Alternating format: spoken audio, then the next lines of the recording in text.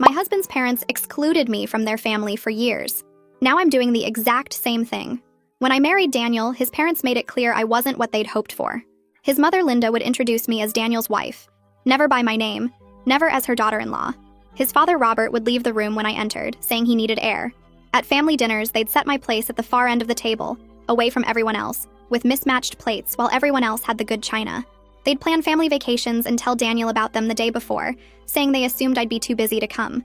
Every Christmas, they'd give Daniel expensive gifts and hand me generic candles or bath sets with the price tag still on, showing they came from the clearance rack.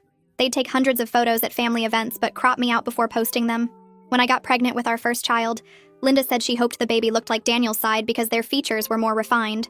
Robert asked if we were sure the baby was Daniel's, right in front of everyone at Easter dinner. When our son Ben was born, they visited once, complained he didn't look like Daniel enough, and left after 10 minutes. They missed his first birthday because they scheduled a cruise that week, knowing the date months in advance. For our daughter Amy's birth, they didn't even come to the hospital.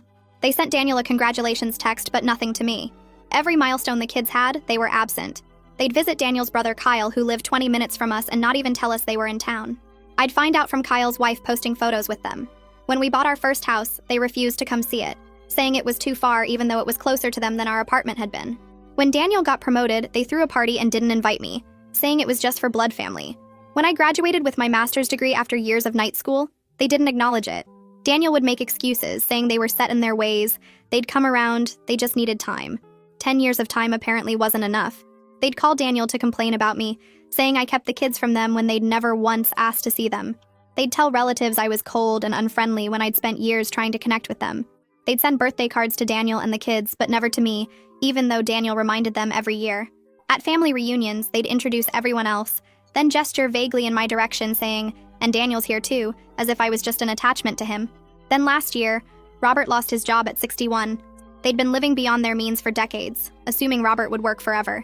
They had no savings, huge debts, and were about to lose their house. Linda called Daniel crying, saying they needed help. They wanted to move in with us temporarily while they figured things out. Daniel felt obligated and asked me to consider it. I said yes, but I had conditions. They moved in on a Tuesday. I showed them to the smallest bedroom at the back of the house, the one with no closet that we'd been using for storage. Linda asked about the guest suite upstairs, and I said that was for welcomed guests. I gave them mismatched sheets and towels from the donation pile, saying the good linens were for family. At dinner that first night, I set their plates at the TV trays in the living room while we ate at the dining table. Robert asked why they couldn't join us, and I said the table was for immediate family. Linda started to protest, and I reminded her of 10 years of holiday dinners where I'd eaten alone at the end of their table. For Ben's school play, I told them about it an hour before,